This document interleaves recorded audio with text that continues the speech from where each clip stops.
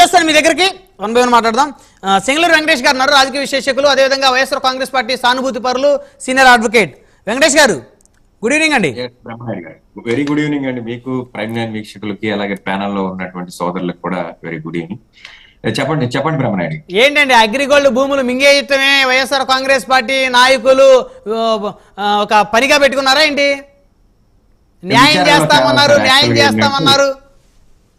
విచారణలో తేలాలి ఆ విషయాన్ని. మనం విచారణ జరిగిన తర్వాత అగ్రిగోల్డ్ భూముల్ని మింగే అవకాశం ఉందా మొదటిగా మనం ఆలోచించాల్సి. మన అయితే విచారణలో తేలాలి, పక్కన వాళ్ళే కనుక అయితే ఇమీడియట్ గా తేలాలి.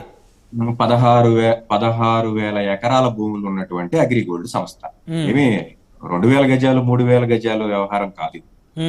16,000 ఎకరాలు డీల్ చేసినటువంటి వ్యవస్థ అగ్రిగోల్డ్. దీనికి సంబంధించి గత ప్రభుత్వం సుమారుగా 2 దఫాలుగా, ఒకటి 10,000 రూపాయలు డిపాజిట్స్ ఉన్న వాళ్ళని, అలాగే 20,000 రూపాయలు ఉన్న డిపాజిట్స్ ఉన్న వాళ్ళని కూడా సెగ్రిగేట్ చేసి సుమారుగా 10 లక్షల మందికి డబ్బులు వెనక్కిచ్చినటువంటిది గత ప్రభుత్వంలో ఉన్నటువంటి చరిత్ర. ఇక మీరు చెప్తున్నట్లు 87 లేదా 88 ఈ సర్వే నెంబర్స్ లో ఏదో అవకతవకలు జరిగినాయి అంటున్నారు. 2,000 గజాలు అంటున్నారు. అలాగే ఇద్దరు పేరు మీద వ్యవహారం రిజిస్టర్ అయ్యి ఉంది. ఒకళ్ళ పేరు మీద 1000 గజాలు చిల్లర, ఇంకొకరి పేరు మీద ఇంకొక 1000 గజాలు చిల్లర. వీళ్ళిద్దరు సపరేట్. వీళ్ళిద్దరిని ఇరికించాలనేదే ఈ ప్రభుత్వం యొక్క కుట్ర. ఎందుకని ప్రభుత్వం యొక్క కుట్ర అని అంటున్నామంటే, ఇప్పుడు ఏసీబీ కేసులో A1 గా ఉన్నటువంటి రాజీవ్ సిఐడి కేసుకు వచ్చేప్పటికి A2 అవుతాడా?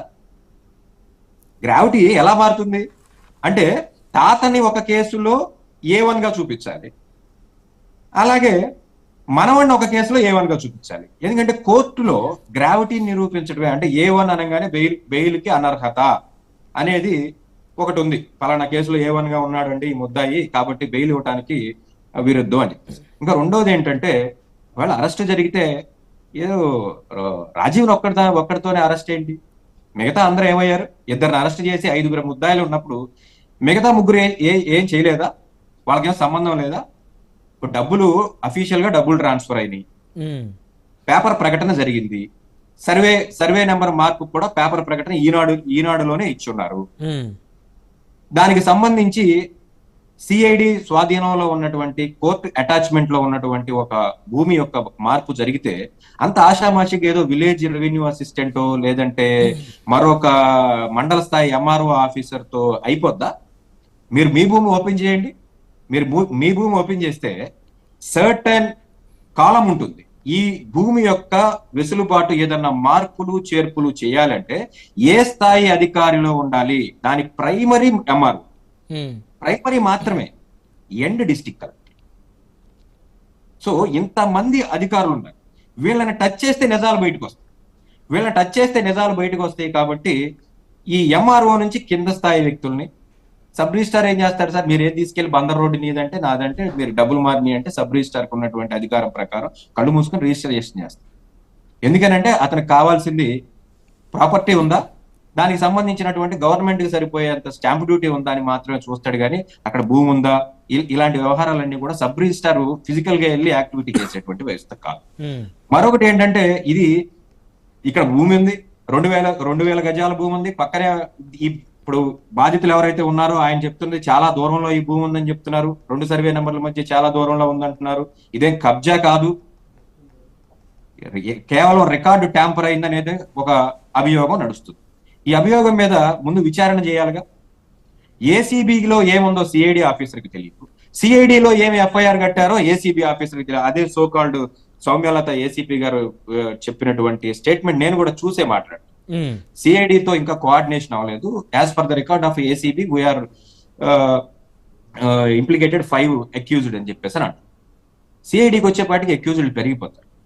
ఇది ఏంటంటే, కేవలం గతంలో ప్రభుత్వంలో ఉండగా వైఎస్ఆర్ పార్టీలో మంత్రిగా ఉండి తన యొక్క దూకుడు వ్యవహారంగా, తన యొక్క దూకుడుతో ఏదైతే చేశారో దీనిని కక్ష సాధింపు చర్యగా, ఇప్పుడు జోగి రమేష్ గారిని అరెస్ట్ చేస్తే ఏమొస్తుందండి? జోగి రమేష్ గారిని అరెస్ట్ చేస్తే ఆయన ఎన్నో డక్కా మొక్కిలు తిని వచ్చినటువంటి వ్యక్తి. ఏదో సాధారణంగా ఏదో నిన్న నుంచి అమెరికా నుంచి ఫ్లైట్ లో దిగి ఈ రోజు కేంద్ర మంత్రులు అయిపోయినటువంటి వ్యవస్థ కాదు. రంగా గారి ఇంటి దగ్గర నుంచి బయలుదేరి ఈ రోజు ఈ స్థాయికి ఉన్నాడు. అమెరికాలో ఫ్లైట్లు దిగి ఎంపీగా పోటీ చేసి కూటమిలో కేంద్ర మంత్రులైన వాళ్ళు అదే కష్టపడి సంపాదించిన భూములు ప్రజలకు చెందాల్సిన భూములు అమ్ముకొని రాజకీయాలు చేసిన వాళ్ళు కాదు, మీరు చెప్పిన పర్సన్స్ ఎవరైతే ఉన్నారు. ఇప్పుడు ఎవరి స్థాయిని బట్టి వాళ్ళు ఏం చేశారనేది అన్ని వస్తాయి. ఎందుకు తొందర ఎందుకు? ఇప్పుడు ప్రభుత్వంలో ఉండగా జోగి రమేష్ గారి మీద ఏమన్నా అపవాదులు ఉన్నాయా? రేపు అందరి మీద వస్తాయి. చెప్పిన ఎవరు పట్టించుకున్నారు? ఇప్పుడు చంద్రబాబు నాయుడు గారి మీద ఎప్పుడన్నా ఏదన్నా అవినీతి మచ్చ అనేది ఉందా? మరి ప్రభుత్వం పోగానే 54 రోజులు జైల్లో ఉన్నారు ఆయన. ఏంటంటే గ్రావిటీ ఏంటనేది మనం చూడాలి. ఇక్కడ భూమి ఏమి మాయమైపోయేది కాదు. రికార్డు ట్యాంపర్ అయితే ఆ రికార్డును మళ్ళీ ఎడిట్ చేసుకోవచ్చు, మీకు అధికారం ఉంది కదా. దీనికి మీరు కనీసం నోటీస్ ఇచ్చి వాళ్ళ వివరణ కూడా తీసుకోకుండా ఉదయం తెల్లవారుజామున 4 గంటలకి ఆ ఇంటి మీద పడి ఏసీబీ సోదాలు చేసి ఒక డాక్యుమెంట్ లో రికార్డు ఒక 87-88 అయ్యింది, దానివల్ల 5 కోట్ల రూపాయలు నష్టం వచ్చిందట. పక్కనున్న భూమి ఏమన్నా ఆకాశంలో మాయం అయిపోయిందా? తప్పు జరిగితే దానికి సంబంధించి నోటీస్ ఇవ్వాలి, వివరణ తీసుకోవాలి, దానికి సంబంధించి వాళ్ళకి వెసులుబాటు ఇవ్వాలి. ఇంకా పెట్టిన సెక్షన్లు కూడా చాలా విచిత్రంగా ఉంది. సెక్షన్ 120B, 420 ఇవి పూర్తిగా వెసులుబాటు ఉన్న సెక్షన్స్ కాదు. అలా అని చెప్పేసి ఏముందలే చిన్న కేసు, దీన్ని బయటకు వచ్చేయచ్చు అనేటువంటి సెక్షన్లు కూడా కాదు. ఇవి పూర్తిగా గ్రావిటీ ఉండి ఏదో ఒక 500 కోట్ల రూపాయలు మోసం చేశారు అన్నట్లు ఉదయం నుంచి అదే పనిగా ప్రచారం చేస్తారు. 5 కోట్ల రూపాయలు, దానిలో 2.5 కోట్ల రూపాయల వ్యవహారం రాజీవ్కి సంబంధించి. ఒక ఐటీ ఎంప్లాయీ 2.5 కోట్ల రూపాయల బ్యాంకు లోన్తో స్థలం కొనుక్కునే పరిస్థితి లేదా? హైదరాబాద్ లో నాకు తెలిసి ఎంతమంది ఉంది. ఎందుకంటే ఇప్పుడు గాలిపోగు చేసి గోల్ చేయడం కాదు, ఆ కుర్రోడు కొత్తగా రాజకీయాల్లోకి వస్తున్నాడు.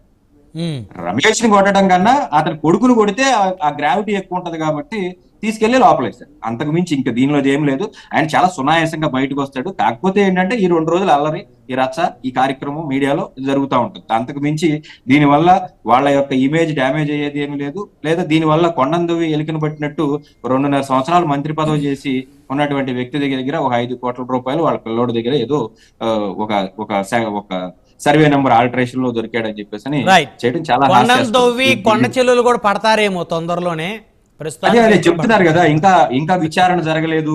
విచారణ జరిగిన తర్వాత ఇందులో జోగి రమేష్ గారిని కూడా తీసుకొస్తాం, లేదంటే ఇంకా వెనకాల ఏవో తిమింగలాలు ఉన్నాయి, లేకపోతే సొరచేపలు ఉన్నాయి అని చెప్పేసి ఏదో జాతకాలు చెప్తున్నారు కదా. అటువంటి వ్యవహారం ఏదైనా ఉంటే మీరు ముందు చేసుకుని అరెస్ట్ చేస్తే, మీరు పబ్లిక్ డాక్యుమెంట్స్ కింద ఇచ్చేసినట్లయితే డెఫినెట్ గా ఈ రోజు నాలుగు వాళ్ళు మాట్లాడడానికి అవకాశం ఉండేది కాదు. రైట్, మళ్ళీ వస్తారు వెంకటేష్ గారు మీ దగ్గరికి. మనతోటి వివేక్ బాబు గారు ఉన్నారు, జనసేన పార్టీ అధికార ప్రతినిధి. వివేక్ గారు, గుడ్ ఈవినింగ్ అండి.